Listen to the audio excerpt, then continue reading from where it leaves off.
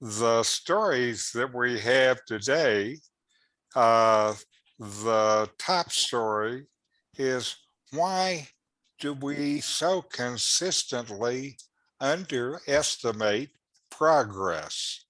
And actually, I think that's a fairly important story because we are in the middle of this environmental and climate crisis. And, it's hard to know how it comes out. And unless you understand the kind of nonlinear effects of the progress of this period that we're in, it's just easy to give up hope. And I think we all know people who have done that. And we may even all have periods of that for ourselves. Okay, the next story, the COVID story, is the first actual careful analysis of long COVID. And on this one, they're saying 1 in 8 COVID patients are likely to develop long COVID. I had heard higher numbers before, and like 1 in 3, for example, and 1 in 8 is a lot better than 1 in 3. One of the things that they don't say in this story, but I've been reading outside of the story, is they're starting to see cases of long COVID in children who were asymptomatic. So if you want something that's frightening to me. Yeah. Okay, the next is a story, I would have to say, the dark side of technology, and it's about the data that Facebook gave to police to prosecute a teenager for abortion. And I'm not sure, wasn't it Google that started with the motto, do no harm? I suspect sharing this kind of data with police might be considered in violation of the do no harm. Then in the environment, uh, there, because of climate change and scarcity and the problems that we're starting to see now, there's a word that's been around for 50 years that mainly has been a taboo, but now they're starting to think about it seriously.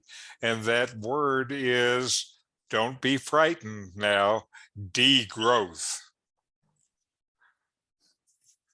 And in economies that are based on the idea that growth is the solution to everything, degrowth is a pretty radical idea. In materials, the article is low pressure, high stakes.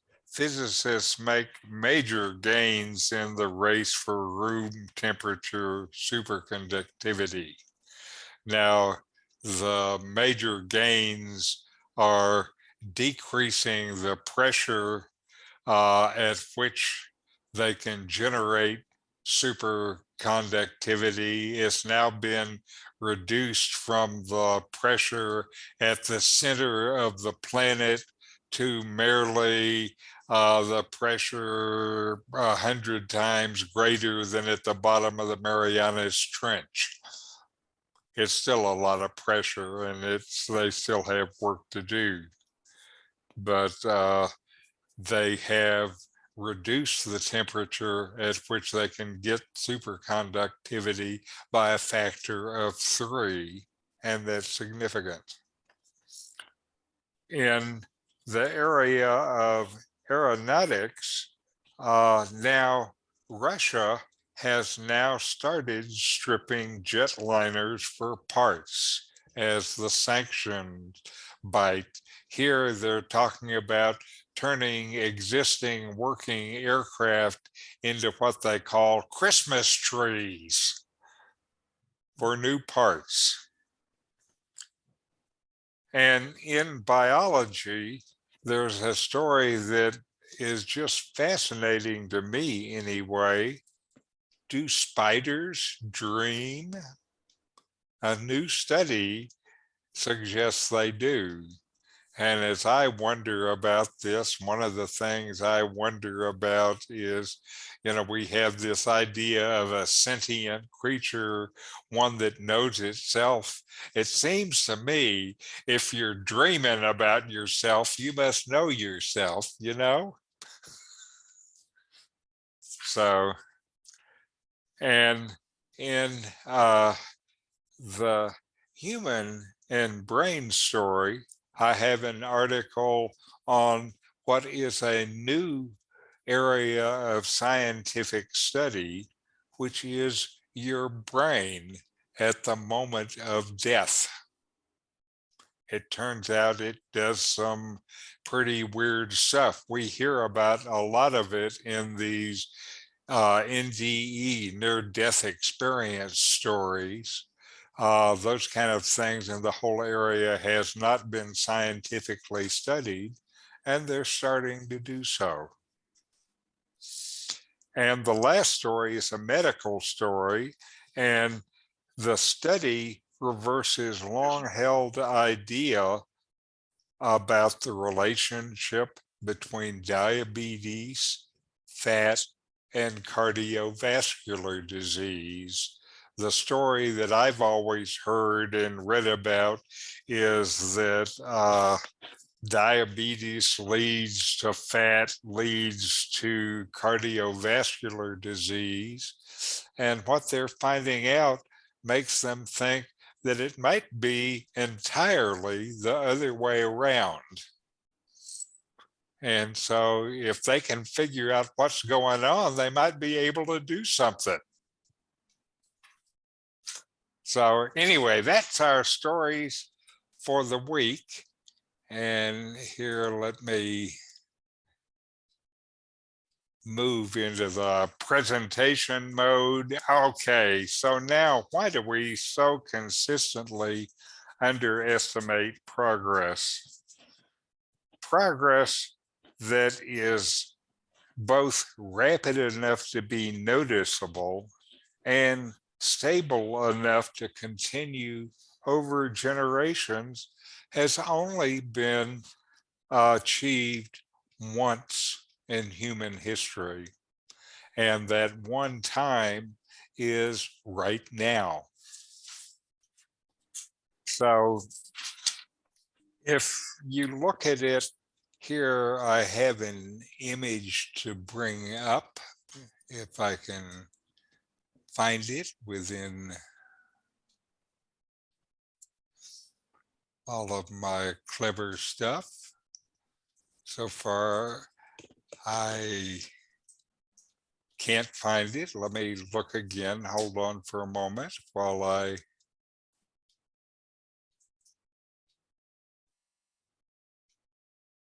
bring it up.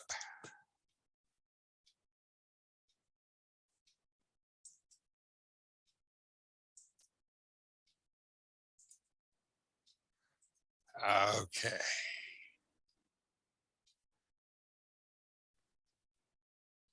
Here we are.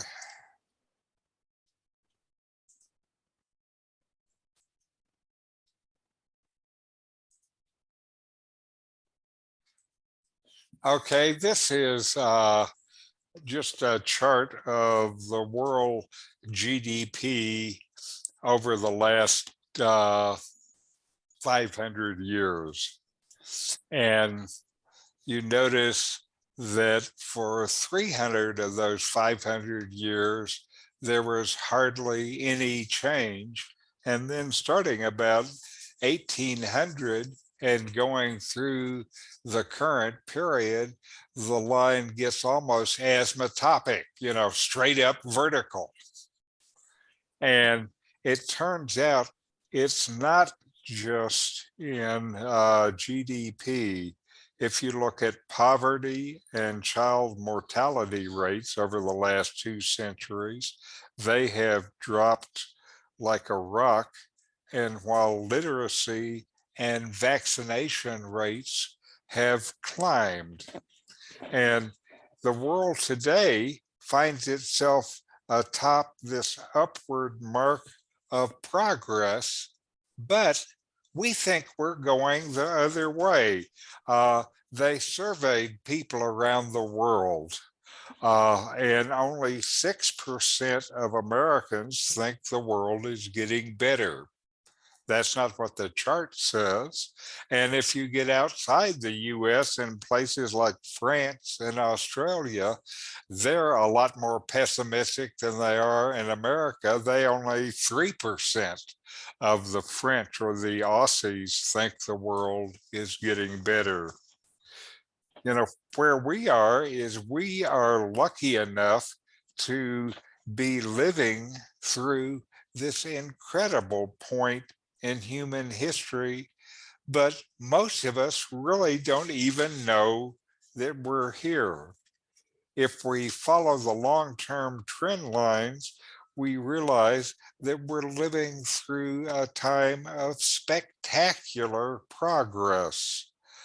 The thing, though, is it's not these long-term trend lines that shape people's perceptions and worldviews, as you can tell by the difference between the polls of people and the actual data about how we're doing.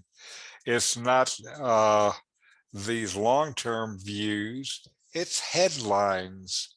And these headlines have us drowning in negativity. And we see images of war and poverty and disease and scandals.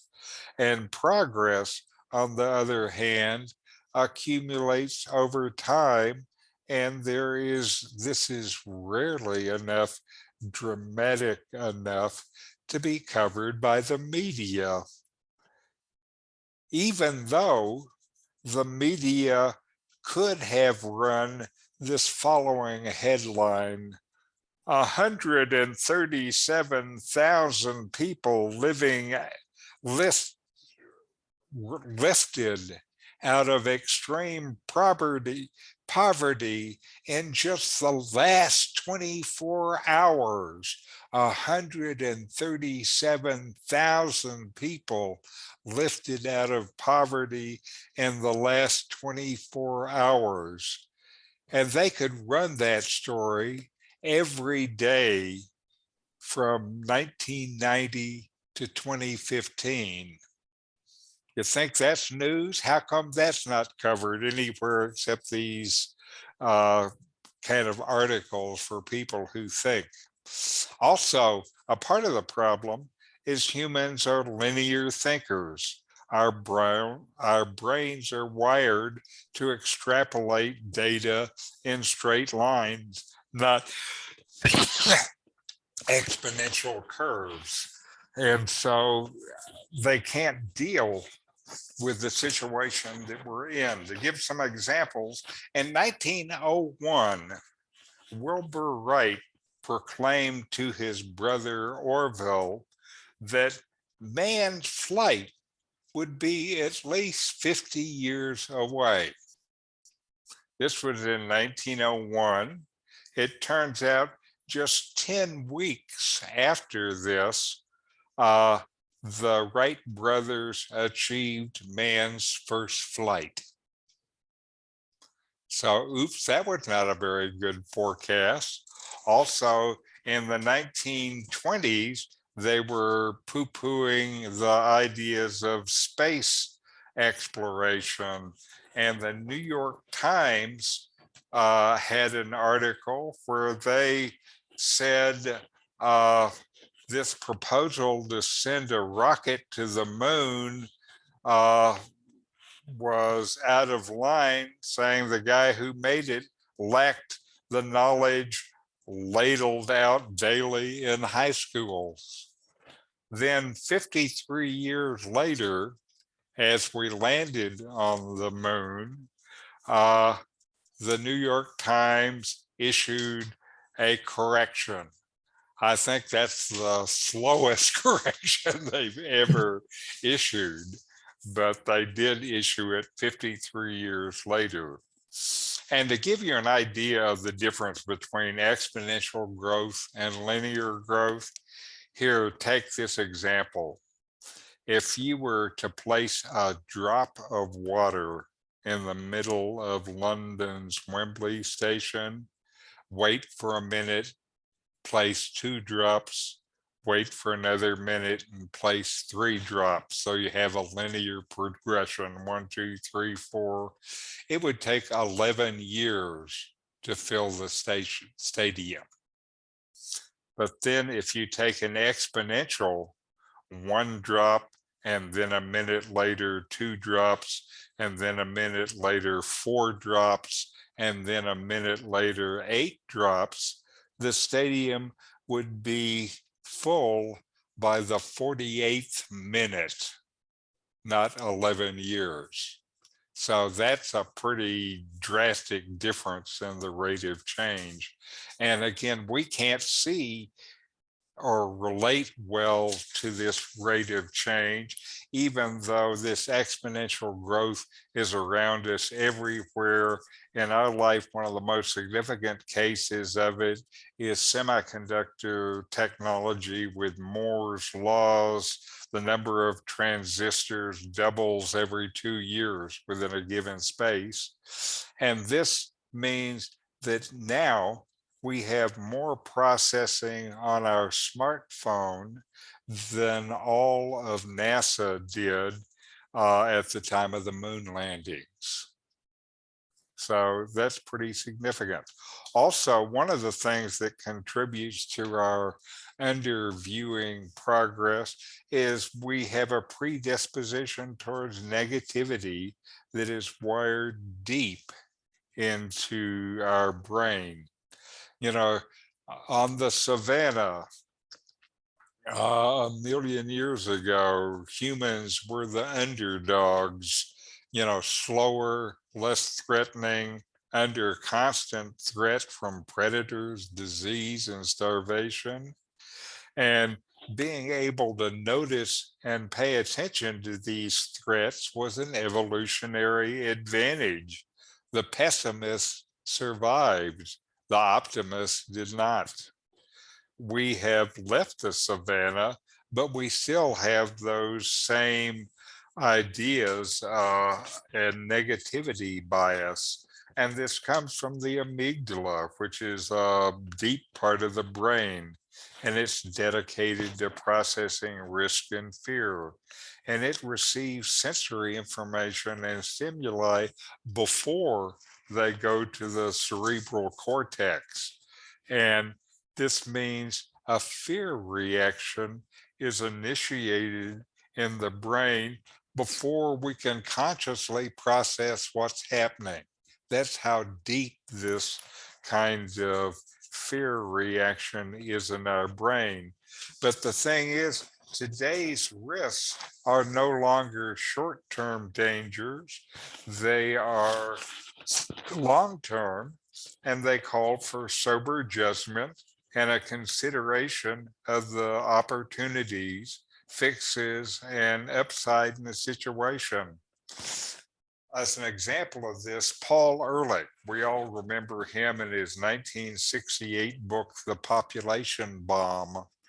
One of the things he said was, the battle to feed humanity is over.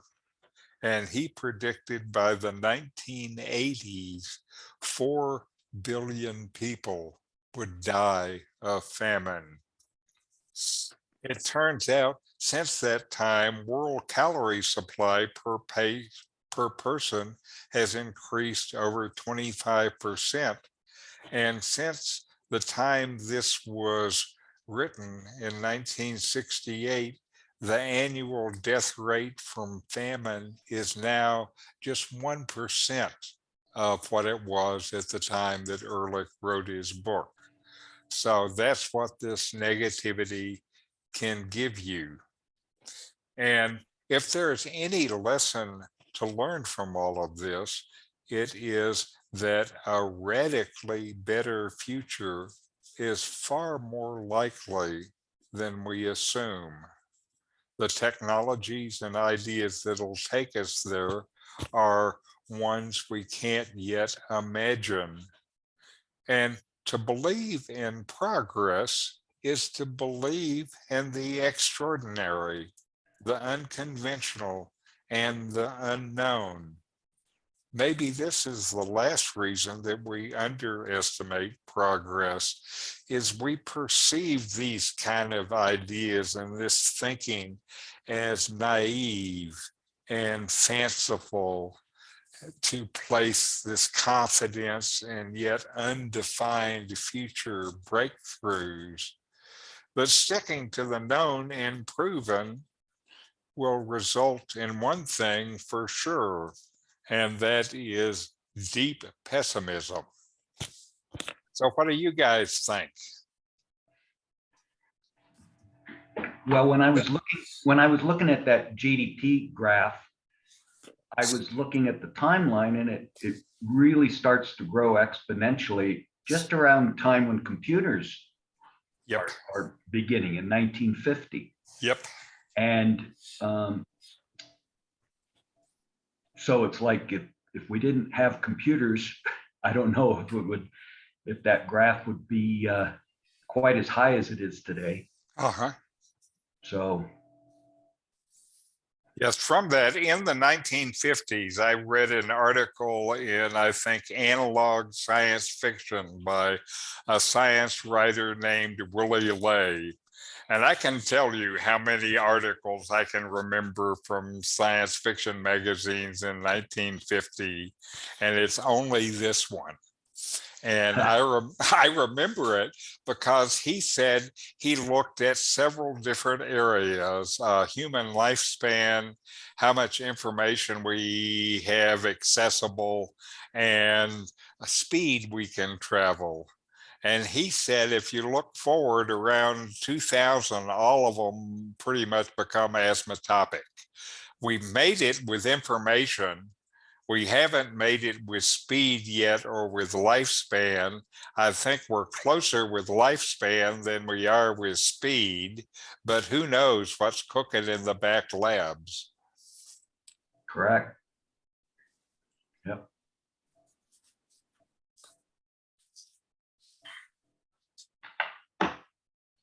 So anyway, because of that article, that's given me a perspective that pretty much all of my adult life I've used to kind of watch what's going on. And I think he made a pretty good guess. It sounds like it. Yeah.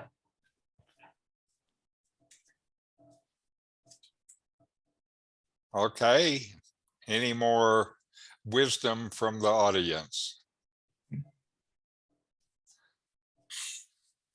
It's sure hard to have a positive outlook. Uh-huh. Yes, it is. Very, very difficult. Yes, it is. And if you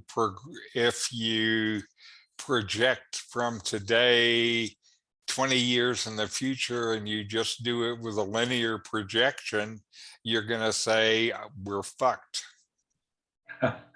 And I think a lot of us do that and say the same thing.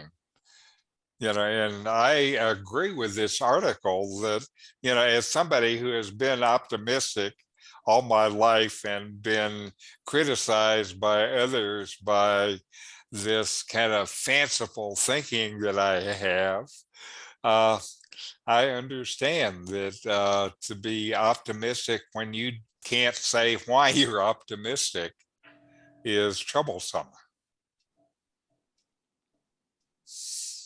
But here we are, and like Daryl pointed out, much of the progress over the last 70 years has been in something that 100 years ago nobody even thought was possible.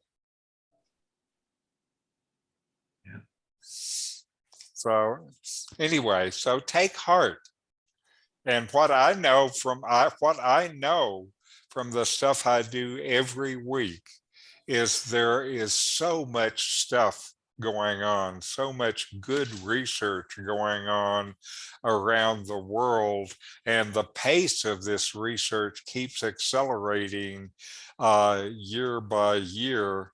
And that's one of the things that gives me immense hope, because I see good work is being done, and I see work that is moving from the lab into lab demonstrations to real life demonstrations. And so, you can see these changes happening in real time. And that's one of the things that's one of my pleasures about doing this each week, is I get a chance to show little pieces of that as we go along. Okay, now COVID, for the first study that was done that with some care about long COVID was done in a large Dutch study, and it shows about 1 in 8 adults who were infected with the early SARS-CoV-2, the alpha variants, experienced long-term symptoms. Here they did to do it, they looked at tens of thousands of people, and they looked not only at COVID victims, but people who didn't have COVID victims, and they scanned the people who didn't have COVID victims for the same long-term kinds of symptoms. And they found that without COVID, where they were about 20% of people altogether of the COVID positive, 21.4% had long COVID, and 8.7 of the control group also had the same kind of symptoms. So they say the long COVID symptoms are the product of those two numbers, so 12.7%. So it was a good study. The weakness in the study is that it was early in the pandemic, so it's just the alpha variant. It was early in the pandemic, so they were not yet able to look at effects of vaccination, which you'd think is going to change things. That's what we hear.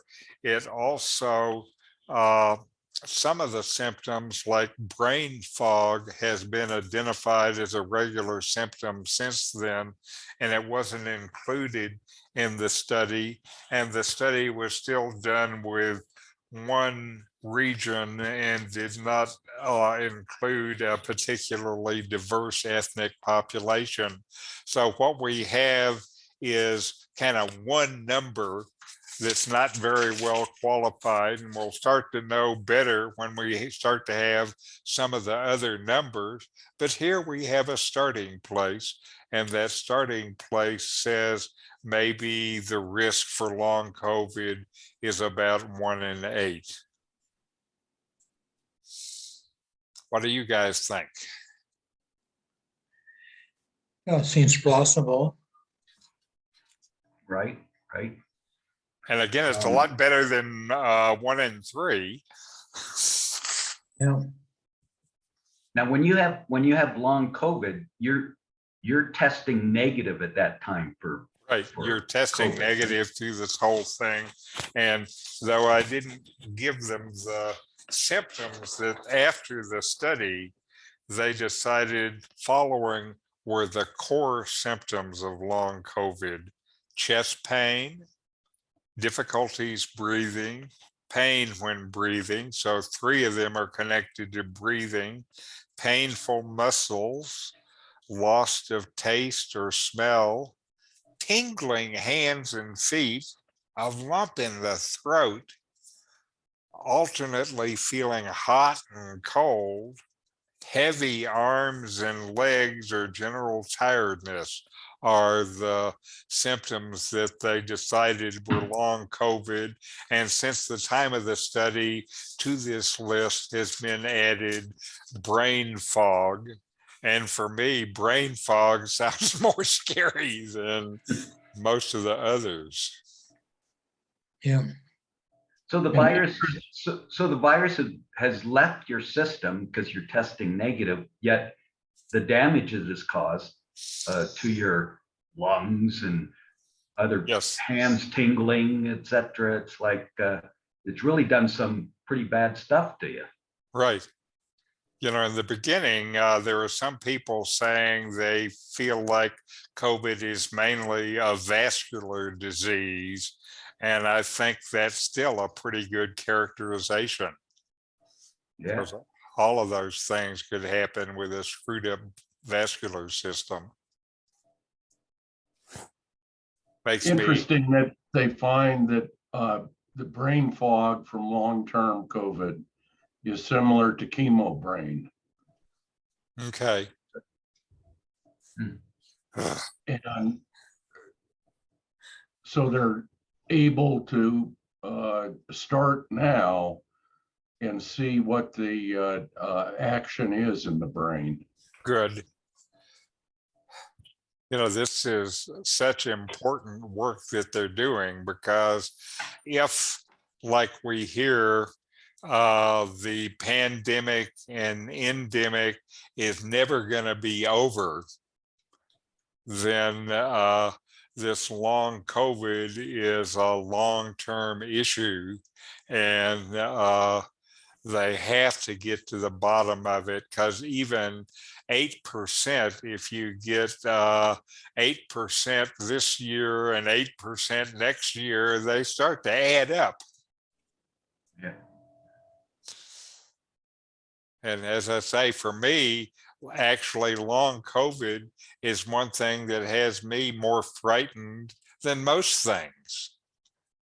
You know, because I like being able to have good energy and mental comprehension every day. I kind of feel like my life kind of depends on them, or my happiness depends on them.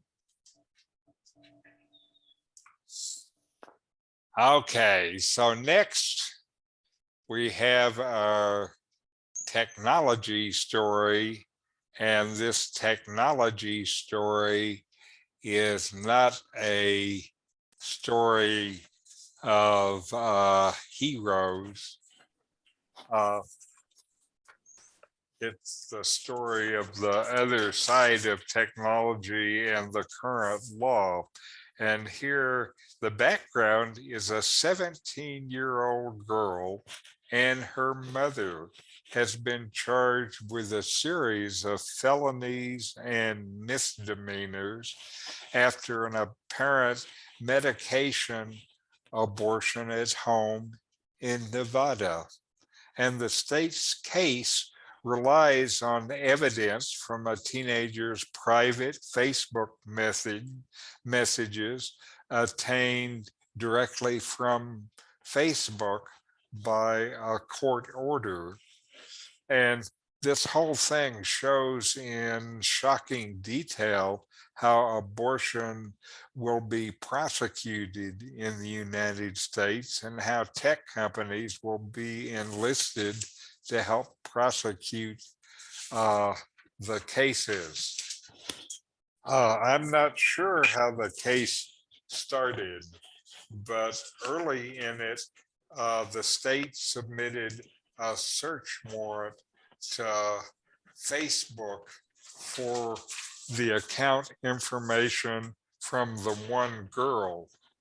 Then the information they got from her Facebook direct messages then enabled law enforcement to get another subpoena, another search warrant for 13 laptops and smartphones that were seized from them that ended up having 24 gigabytes of data, including images and messages and web history on the phone. And Again, they are taking this 17-year-old girl, prosecuting her as an adult with a series of felonies and misdemeanors. And it's all based on the Facebook data. Now, Facebook and other tech platforms so far have declined to say whether or not they would give law enforcement data that relates to abortion cases. This case shows at least that Facebook not only will, but they already have given the data. Now, Facebook says nothing in the warrants we received from local law enforcement mentioned abortion. The warrants concern charges where they were investigating a case of a stillborn baby. And so that's what got them their warrants, not talking about abortion, but it sure looks like they were looking for an abortion criminal in Nebraska. And so that now is a new risk that we have, and the women in our family have, and we have because of our association with those women. The concept that we could have any privacy has long gone. Yes. Yes. It reminds me of a couple weeks ago, Richard, you were talking about talking in front of Alexa, and you mentioned Maserati, I think, or something. Yes. You were speaking to your wife about Maseratis. I was wondering, Lamborghinis. that's it, Lamborghini. Did Yes. did you ever get any ads about Lamborghini? No, I didn't. I'm disappointed. Okay, because I I'm not think- on any social media except that Alexa is in my house, but I don't Uh-huh. have Facebook or Instagram, any Uh-huh. of that stuff. But it just seems like a violation of your rights, privacy rights, to me, that this actually got released, but Uh-huh. crazy. Yes. I notice once a month I get a report from Google showing where I've been. Right. Yes. And, this is still an area where there is different actions going in different places in the world. Europe looks like they're trying to put in place stronger personal privacy rights and things like this. And I think there may end up either being a different system in Europe to control that things than there is in the States, or hopefully they'll expand the higher security, personal security in Europe to the US. But to me, in the US, the money guys have such power, it's hard to imagine their power being curtailed. Now, I had another idea. My idea about this stuff, of course, is if I am so valuable that these people want to spend money on figuring out about me so they can advertise me, that I'm willing to sign up for it as long as I can set my own fee. So if I don't want to be bothered much, I say, I'm happy to take your ads. Just give me $100 each for each one. Right. Let me sign up too. That would limit it just to the Lamborghini ads. Right. So about a month ago, my wife wanted some shoes off one of these websites. And so on my computer, I ordered the shoes for her. And now my whole browser screen is surrounded by this company in women's shoes every time I browse. Uh-huh. Crazy. Yes, it's crazy. Now, some of that I like, so to me, it's a mixed blessing Google using it to improve the search quality of the searches I make, actually, I'm okay with. Where I'm particularly okay with is YouTube using it to recommend videos to me, because regularly I see YouTube videos recommended that I would not have noticed otherwise. That's true. I do that for my telescope hobby. I look at YouTube videos, and now I get a whole page of all these different options Right. that right in front of me. So it's a mixed bag. And Yeah. while it's helping me, I like it. And while it's manipulating me, I don't like it. Yeah, it'd be cool if we could just like unsubscribe to some of these things. Yes, I've seen enough women's shoes. I don't want to Yes. see women's shoes. Yes. Yes. Well, to give us control, some radical people have talked about giving us control of our own algorithms. Ooh. Right. And so we'll see how this happens. I think it's still work in progress. And I hope by the time we're through that people have some ability to protect themselves and protect your children, because it's not just about you.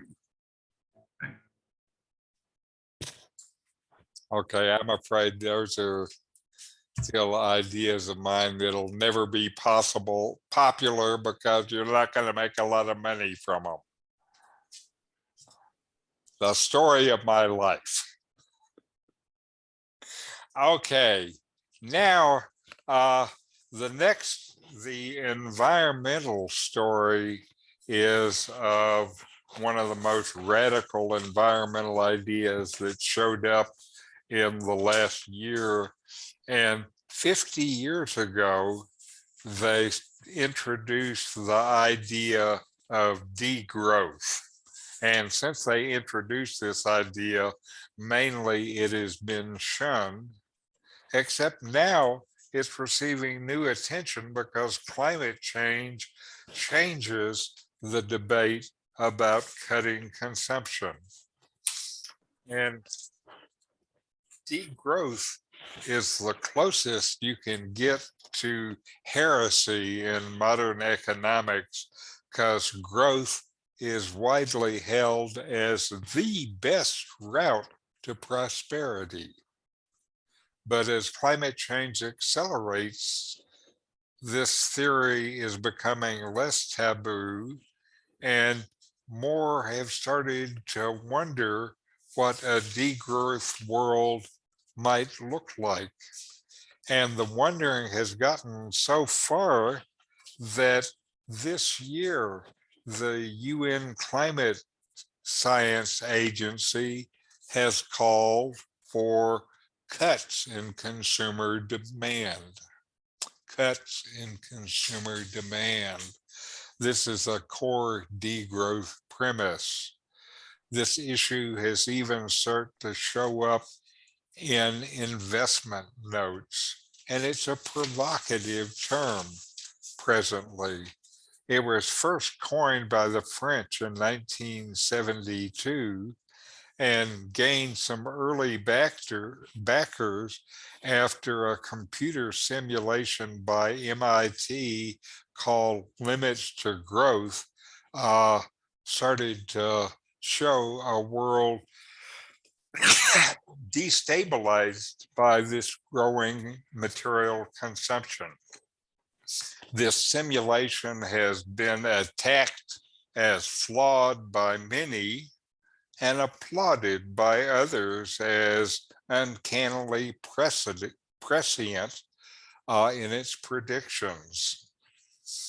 In recent decades, the world economy has grown faster than carbon emissions, and that's good, but nowhere near fast enough to halt or reverse those emissions, allowing them to drive global warming more. That's the situation that we're in now. Let me see, I have another handy dandy chart of that if I can bring it up. Here we see carbon emissions and real GDP, and we see real GDP has continued to rise, and CO2 emissions have not been rising as fast, even though they've still been rising. That's what they're talking about, the decoupling of one from the other. And so now, in April, the Intergovernmental Panel on Climate Change from the UN, the IPCC, concluded that outright cuts to consumer demand were needed to reduce carbon emissions. And that's a shift from anything they had said before. Before, they were talking about the promise of sustainable fuel technology. And this report that they put out was approved by 139 member countries of the UN, including China, India, Russia, and the United States. So I don't know if they realize, but all of those countries started now to vote in the favor of degrowth. For the high-end people like us, it means people in rich countries are going to have to change their diet, live in smaller houses, and drive and travel less. Degrowth is really about true sustainability. And so some countries have looked for different ways to measure their economic output. Famously, Bhutan devised a gross national happiness instead of gross national product. And Japan is looking into developing a green GDP measurement. I don't know what that's going to look like. But if you look at politics now, for example, in the UK, the Conservative Party leadership context, and this is the race who's going to decide who replaces Boris Johnson as prime minister. This is still a race where there is a gung-ho focus on economic growth as the unchallenged priority. Now, there are politicians around the world that are becoming more receptive in private to arguments about limits of growth, but they, quote, want to find other ways to talk about it that doesn't scare the horses. So it still is a frightening idea to introduce in politics, even though it may be necessary for our poor planet. So what do you guys think about the end of growth? That China, Russia, and France have a birth rate that is below that of replacement is sure an encouraging sign. Yep. Unfortunately, not so in Africa. Right. And now part of the problem is they look also to Japan, where this has been going on for a while. And Japan is seen as kind of a negative story for degrowth because the growth happened and then Japan's economy just went sideways for the last 20 years. And there's a similar concern that that's going to happen to the places that you mentioned. Also, Germany is getting ready to go through the same thing. And Germany, like Japan, has an economy that's based on export.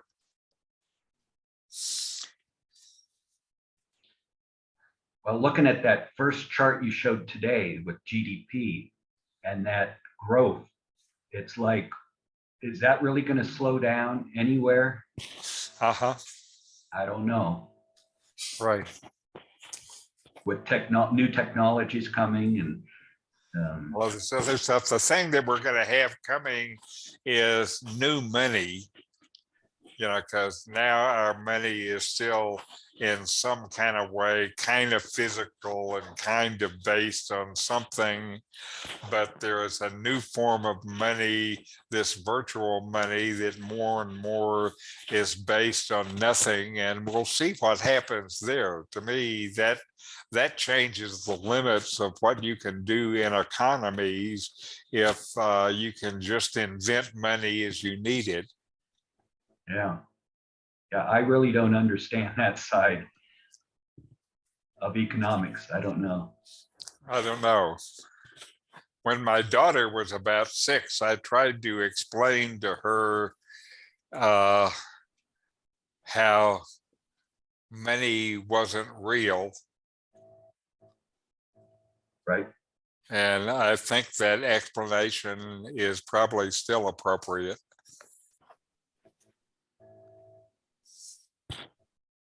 Okay, so now proceeding along, next for superconductivity. Less than 2 years ago, the science world was shocked by the discovery of a material capable of room temperature superconductivity from UNLV physicists. And now they have tipped the scale again, reproducing that feat at the lowest pressure ever recorded. This announcement in 2020 reporting room temperature superconductivity, they were at extreme pressures, 267 gigapascals. And these are conditions you'd only find near the center of the Earth. And now, 2 years later, they've been able to do it at just 91 gigapascals, about a third of the pressure that they needed 2 years ago. And the difference is the scientists have been looking at the composition of the materials, carbon, sulfur, and hydrogen that they use, and they are experimenting with different ratios of the material, and they found one ratio that lowers the pressure by a factor of 3, and they think that they will learn more about it and be able to continue to lower the material. They say our knowledge of the relationship between carbon and sulfur is advancing rapidly, and we're finding ratios that lead to remarkably different and more efficient responses. But there's still much more to understand, and each new advancement brings us closer to everyday superconducting devices. So this is one of those kinds of technical changes that can bring about the kind of nonlinear changes that we were talking about to begin with. And while it's still beyond the realm of any practical usage, they are getting closer and closer. And some of the things already we have from the work that they have done is uh, the most advanced magnets that are used in these fusion devices now use superconductors. And because none of the superconductors are room temperature, they are enclosed in these immense cooling devices to get them to where they work. And so this is an area of substantial progress that will affect the technology of the world significantly. So what do you guys think about superconductivity? I was amazed to read that CFE loses 30% of their generated electricity in the high tension transmission lines. Right. Yep. Yep. And, kind of multiply that by every country in the world, and we lose an immense amount of power just in the transmission of electricity. And then when you get to these various different devices, like the switch mode power supplies that I was involved with for years that power all this electronics, we were very proud then to have 70% efficiency. So that meant the power that goes to your computer, a third of it is thrown away as heat. You may be familiar with some of that heat, depending on how you get rid of it in your house. That's still the case.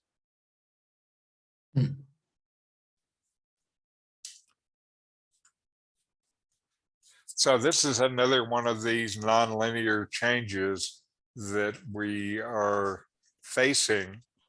And the guys working on this superconductivity say for societal change, we need to lead with technology. And the work happening today is, I believe, at the forefront of tomorrow's solution.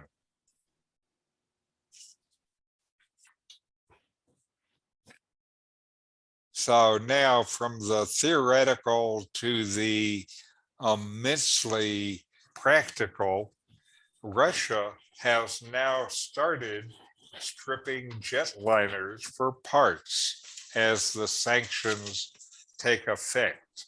And Russian airlines are stripping jetliners to secure spare parts that they can no longer buy because of Western sanctions. And of course, not only can they not buy the parts, but they can't get the plane service outside of Russia, so they can't get the parts that way. And these steps are actually in line with official government, Russian government advice, saying that airlines need to use up some of their aircraft for parts to ensure the remainder of foreign built planes can continue to fly at least through 2025. Sanctions imposed on Russia have prevented its airline from obtaining spare parts or undergoing maintenance in the West. And if you look at it, the Russian air fleet consists mainly of Boeing 737 and Airbus A320s. That's about 80% of the Russian air fleet. And the other 20% are Sukhoi superjets. And the Sukhoi superjets are also heavily dependent on foreign parts.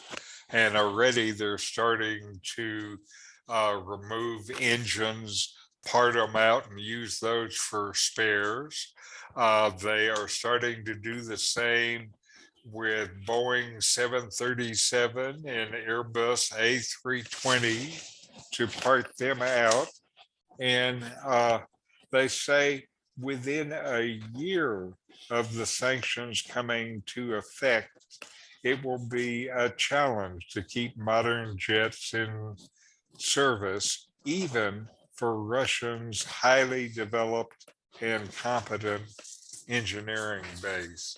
So here we're seeing sanctions having some effect, and they are causing the Russians to remove parts from one plane to keep another plane flying.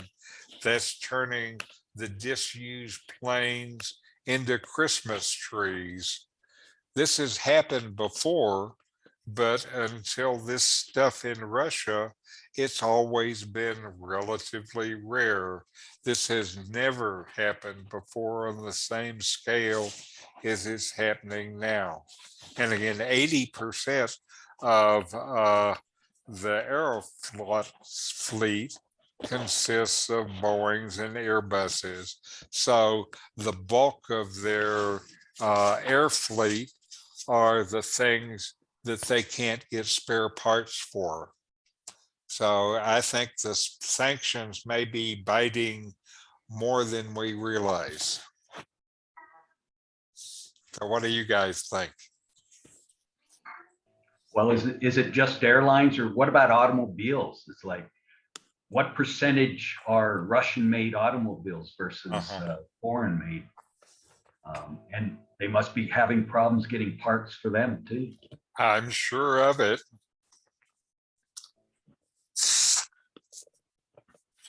Not to mention, technology moves forward based on computers, and I suspect they're having trouble in that area.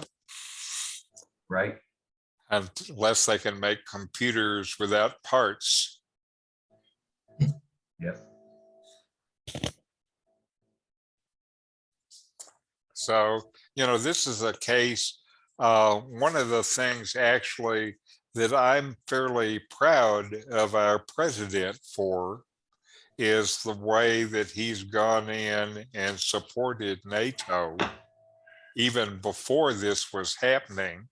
And because of his support for NATO, when it came time to do something like these sanctions, he was able to get broad support through the world. And I'm proud of him. I think that was a real good job. And I think personally, that's better than sending US troops on the ground to fight the Ruskies, even though that's appealing for the tough guys. Right. I would just rather bring them to their knees through the lack of spare parts.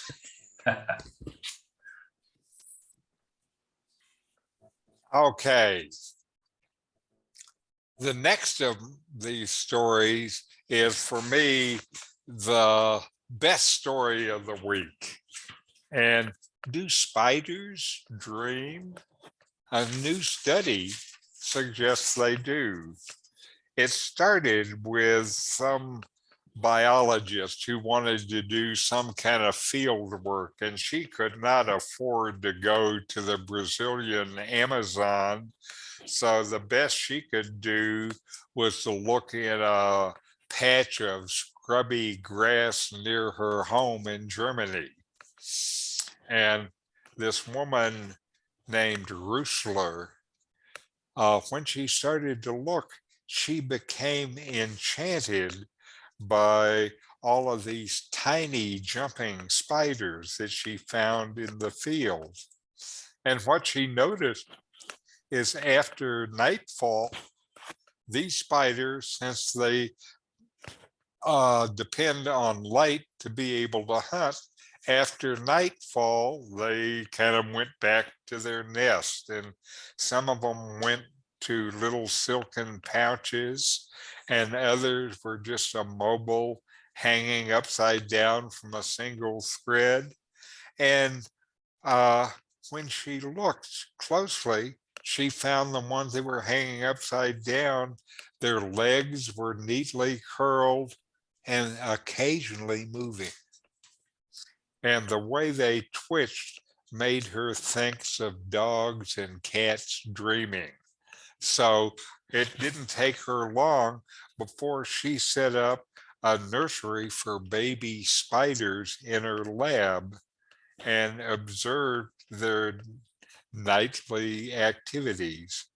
And in her new research published recently in the Proceeding of the National Academy of Science, she reveals jumping spiders experience a sleep-like state with rapid eye movements similar to those observed in dreaming humans, and confirming this REM-like state in jumping spiders can alter our understanding of when and how this kind of sleep evolved. Before this, REM sleep was only identified in animals like with backbones. And a spider is a long way away from a human being or a laboratory rat. And you can't perform a brain scan on a spider like you can with humans, nor can you ask them how well they slept.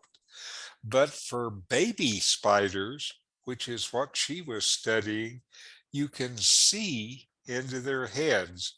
For the first 10 days of life, jumping spiders have not developed pigment in their exoskeleton that covers their head. And so you can see right into the head and see what's going on. And though their eyeballs are fixed, they have boomerang shaped retinas that move around the back of their eyes that shift the spider's field of vision.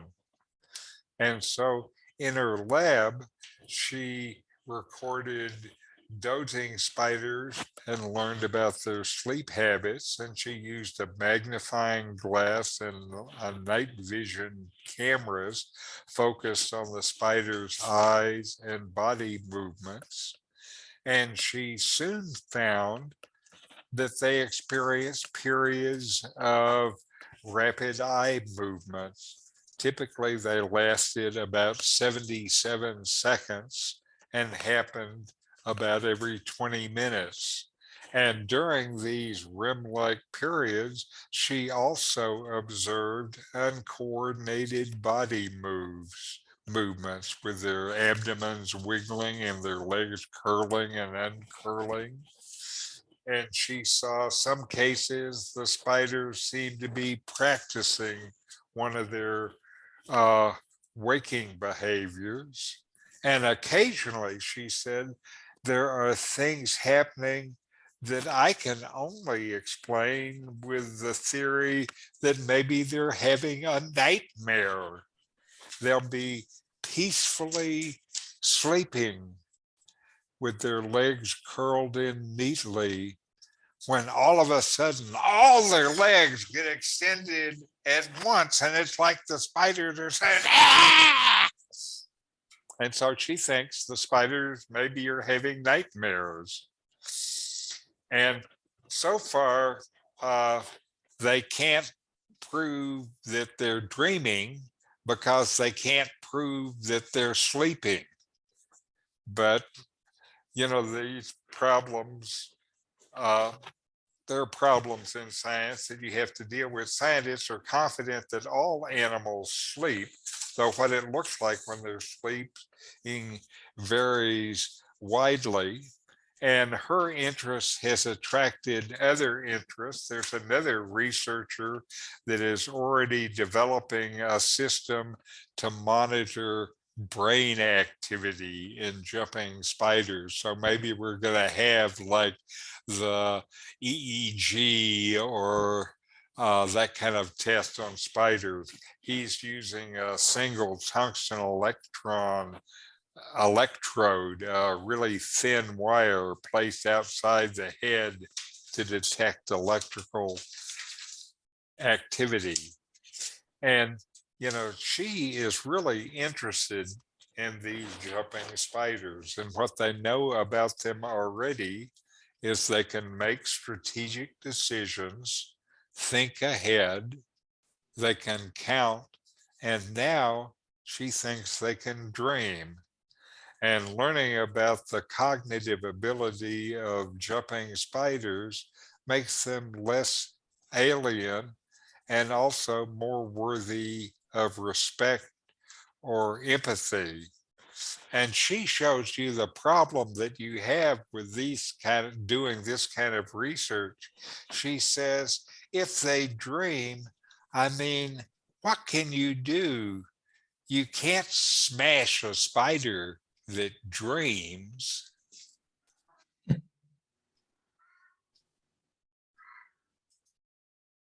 So how about you? My, my wife would disagree with that statement. Uh-huh. She could, she'll make me smash the dreaming spider. Right. I'm familiar with that. My son, who is this 6'4" giant, was always frightened of spiders, and it just, I always thought it was funny. But he would see the little spider and just run terrified. Right. But spiders are so useful in minimizing other insect populations. Uh-huh. Well, to me, also, the dream really opens up the question of, what is sentient life? I think sentient life is life that can know about itself. If the thing recognizes itself in a mirror, for example, it's said to be sentient. And I think if a spider is dreaming about itself, that shows that it has this idea of itself, and that means it's sentient.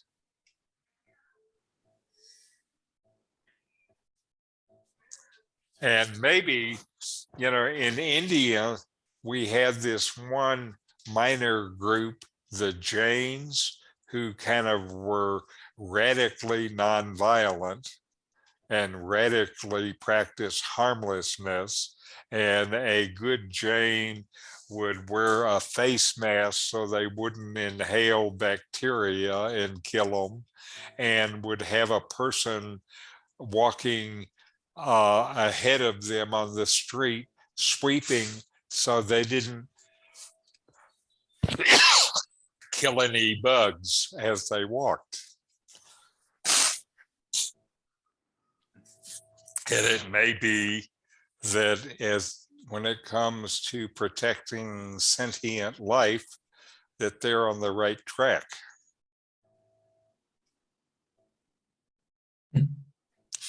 But it may be they're just some of those crazy Indians. I knew enough of them too. Okay, so now moving along, the next article is your brain at the moment of death. And this is written about a recitation expert, Sam Parnia, who studies near-death experiences. And, there is little or no debate about when life ends. There might be real questions about when life begins, but there's little question about when life ends. And the general accepted definition is death has occurred when an individual has sustained either irreversible cessation of circulatory or respiratory function, or an irreversible cessation of all functions of the entire brain, including the brainstem. But when you're talking about it with this clinical language, it falls short of the common experiences that millions of people have had who have opened the door to death and somehow survived, and then later recall their encounter with death through unexplained lucid episodes and heightened awareness. They've been reported talking about using the popular but scientifically ill-defined term near-death experiences. Carol is really interested in watching these near-death experiences. And until now, death has never really been the subject of rigorous scientific study. But now more and more clinicians are recording these near-death experiences. And what they see, for example, is hundreds of patients with cardiac arrest who had biologically crossed over this threshold of death that we talked about earlier before being resuscitated. And many of these survivors report seeing deceased relatives and reviewing their actions and intentions towards others throughout their life. And afterwards, many recall details of their being resuscitated. And how can they recall those details, if they were dead? Oops. So the study starts, what happens in our brains as we die? And Parnia, he's been doing this studying of it, says as the heart stops and we die, the brain is flatlined and non-functional. But using brain electrical monitoring, there is growing evidence that this state has conscious experience and that is seen to emerge at the time of death, even while the rest of the brain has a background of being flat. And it's possible that these times are underlying markers of the lucid consciousness experience that millions of people have reported at the time of the death. This includes the experience of being able to recall every minute detail in their lives and evaluate the quality of their actions, intentions, and thoughts towards others. This is intriguing as people experience so much more detail in that state of death than they can ordinarily while not in a state of death. And as people die, then parts of the brain that are ordinarily active during our day-to-day lives are no longer required and they shut down.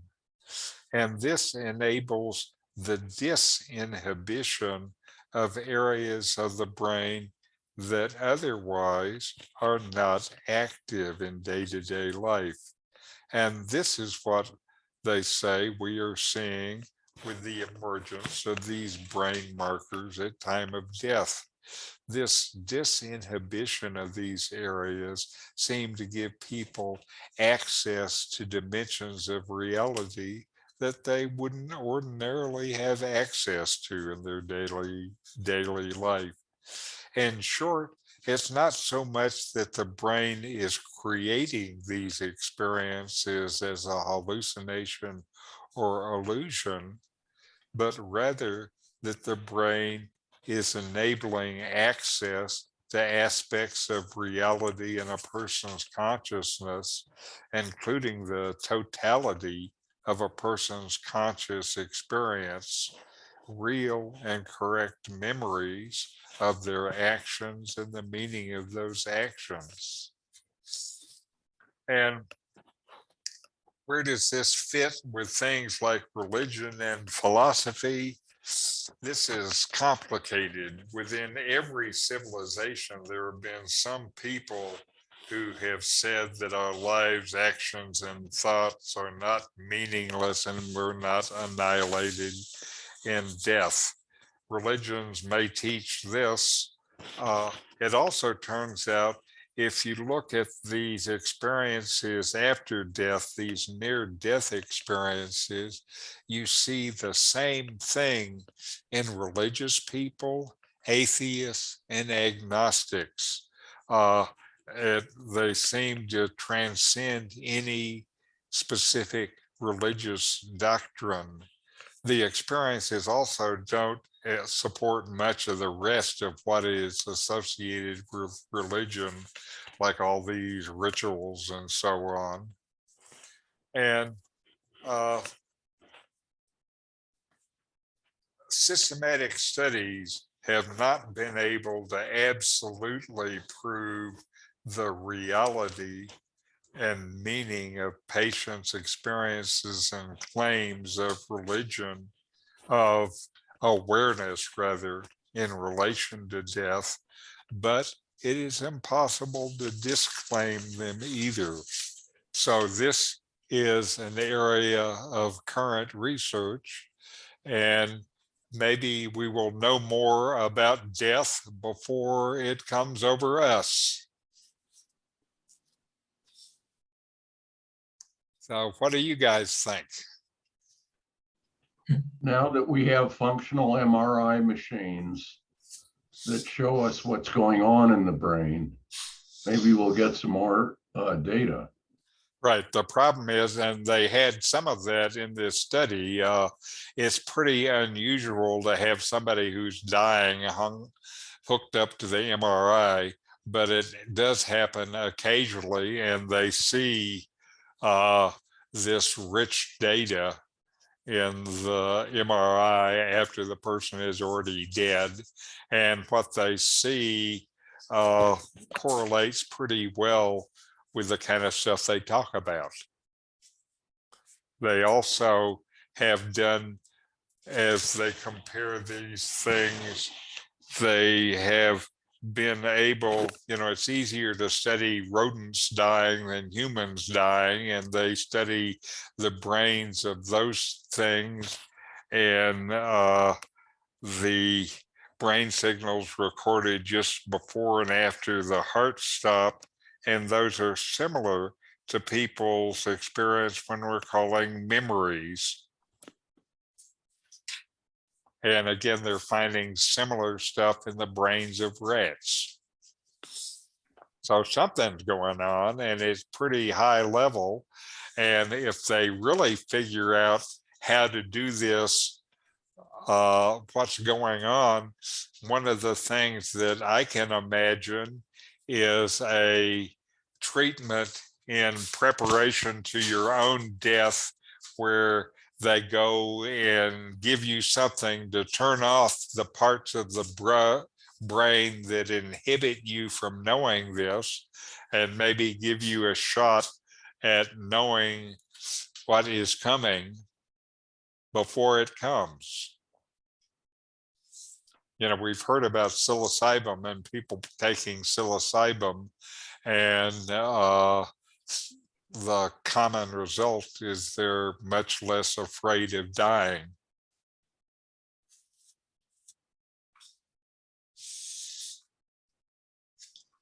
Okay, so now for the last story, insulin resistance occurs when the cells of the body do not respond to insulin and can't make use of the glucose in the bloodstream. And this condition is known to increase the risk of cardiovascular disease and a buildup of fat inside the blood vessels. And the exact mechanism by which this is done is not known. And so now scientists at the Joslin Diabetic Center have done a series of studies to determine the relationship between insulin, fat, and the vascular system. And what they're finding is entirely different than what the ideas have been so far. And they've identified a new pathway in which the cells lining the blood vessels, called endothelial cells actually drive the body's metabolism. And this is a reversal of scientific dogma. Here, the findings suggest that vascular dysfunction may itself be the actual cause of undesirable metabolic changes that can lead to diabetes, not an effect as previously thought. So with people with diabetes and insulin resistance, the idea has always been that white fat and inflammation causes dysfunction in the blood vessel, leading to heart disease, kidney disease, and all these other things. But they found that the blood vessels can have a major controlling effect here, and that was never known before. And diabetes is also associated with an undesirable decrease in the body's store of brown fat. Brown fat burns more energy than white fat. And so when you have good amounts of brown fat, then you have robust metabolism. And that the change from brown fat to white fat is one of the things that occurs as we age and our metabolism seems to slow down. Anyway, their investigations reveal that insulin signals endothelial cells in the blood vessels to produce nitrous oxide, which in turn triggers the production of brown fat cells. And so with insulin resistance, these endothelial cells produce less nitrous oxide and therefore less brown fat. And that drop in brown fat production plays an integral role in the regulation of body weight and metabolism. And so smaller brown fat stores could be a risk factor for, not a symptom of, diabetes.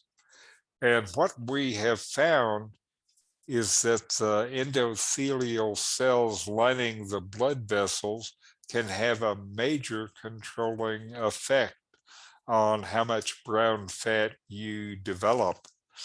And so the finding is exciting because in the past, we thought diabetes causes cardiovascular problem, but the relationship appears to be reversed with what they found there. And the study's findings set the stage on the use of brown fat and the hormones that are involved with it as biomarkers or signs physicians can use to test for arterial sclerosis or cardiovascular problem. And down the road, this new information could open the door to entirely new methods of weight control and diabetes control. Everything is connected, says the head researcher. Thus, these endothelial cells are a key factor in regulating weight and developing diabetes, and blood vessels appear to be a major regulator of brain functions as well. Changing the level in these endothelial cells could have a major effect on many diseases. So what they have found turns what they understood about a lot of the problems of people our age have of diabetes, cardiovascular problem, kidney disease, and things like this on its head, and says the only thing that they don't understand about this is everything, what causes what. is kind of matters when you're trying to develop treatments for it. Comments?